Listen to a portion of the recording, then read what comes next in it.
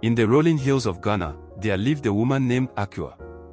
She was known far and wide for her prowess as a farmer, tending to the rich red earth with hands as skilled as they were calloused. Akua had inherited the farm from her parents, who had toiled under the African sun before passing it on to her. But despite her success, Akua yearned for more. She dreamt of a life of luxury, of riches beyond her wildest imagination. One fateful day, as Akua was tending to her crops, a strange sensation washed over her. She felt a presence, a whisper of something otherworldly in the air. Startled, she looked around, but there was no one in sight. Brushing it off as her imagination, she returned to her work, pushing the strange feeling to the back of her mind.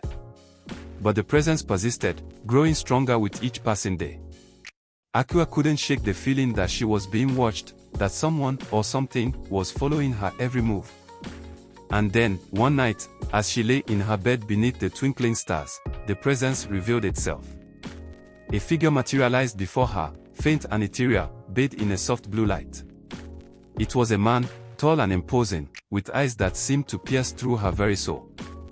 Akua gasped in shock, scrambling to the far end of her bed as the figure approached. "Fear not, Akua," the apparition spoke, its voice a gentle echo in the night. "I mean you no harm." Akua's heart pounded in her chest as she struggled to comprehend what was happening. "Who are you?" she managed to stammer out. "I am Akpolu," the ghostly figure replied. "And I have come to offer you a proposition." Akua's eyes widened in disbelief. "A proposition?" "Yes," Akpolu nodded. "I have watched you from afar, seen the fire and determination in your heart. And I know of your deepest desires, your longing for wealth and prosperity." Akua's breath caught in her throat. How could this apparition know her innermost thoughts? "I can give you everything you desire," Akpolu continued, his voice soft but insistent. "But in return, you must become my bride." Akua's mind reeled at the offer. To marry a ghost, to bind herself to a being from beyond the grave, was unthinkable. And yet, as she looked into Akpolu's eyes, she saw something there that stirred a strange longing within her. Was it desire? Or something else entirely? I don't understand," she whispered, her voice barely above a breath. Akpolu reached out a hand, his touch as cold as the night air. "Think of it, Akua," he urged. "With me by your side, you will want for nothing. Wealth, power, prestige, all will be yours. And in return, you need only say yes." Akua hesitated, torn between her rational mind and the tantalizing promise of a life beyond her wildest dreams. Could she truly marry a ghost? Could she forsake the world of the living for the sake of wealth and luxury?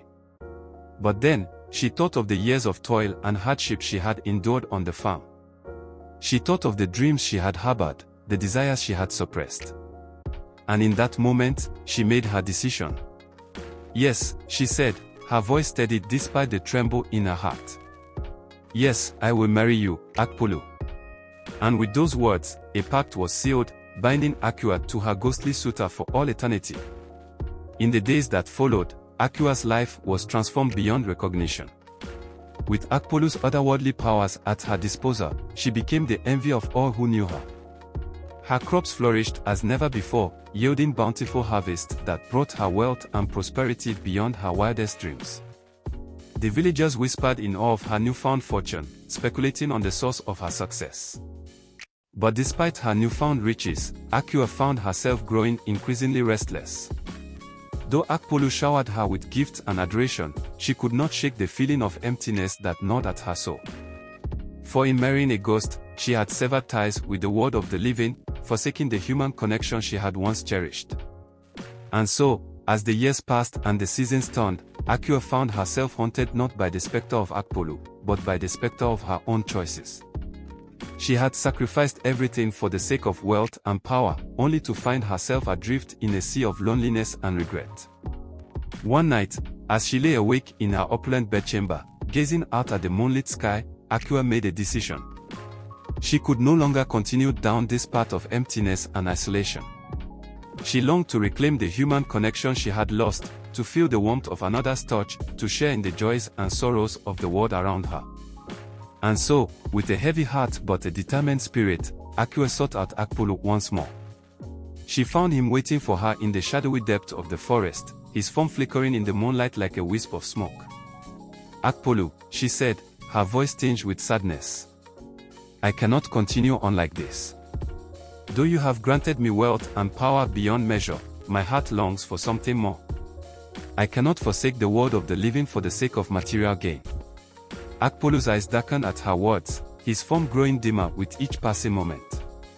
"You would leave me?" he asked, his voice tinged with sorrow. Akua reached out a hand, her fingers brushing against his insubstantial form. "I must," she replied, her voice choked with emotion. "For though I am grateful for all you have given me, I cannot sacrifice my humanity for the sake of wealth and power.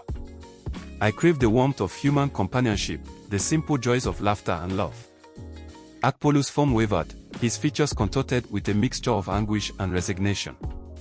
"I understand," he said softly. "I cannot force you to stay by my side if your heart yearns for something else." With a final, lingering glance, Akua turned away from the ghostly figure and began to walk back towards the village. As she disappeared into the darkness of the forest, she felt a weight lift from her shoulders, a sense of liberation washing over her like a gentle breeze. In the days that followed, Akua returned to her life on the farm, embracing the simple pleasures of hard work and community once more. Though she no longer possessed the wealth and power that had once been hers, she found a richness in the relationships she forged and the love she shared with those around her. And though she would always carry the memory of Akpolu and the choices she had made, she knew that she had found true happiness in reclaiming her humanity and embracing the beauty of the world around her. For in the end, it was not wealth or power that brought fulfillment, but the simple joys of connection and belonging.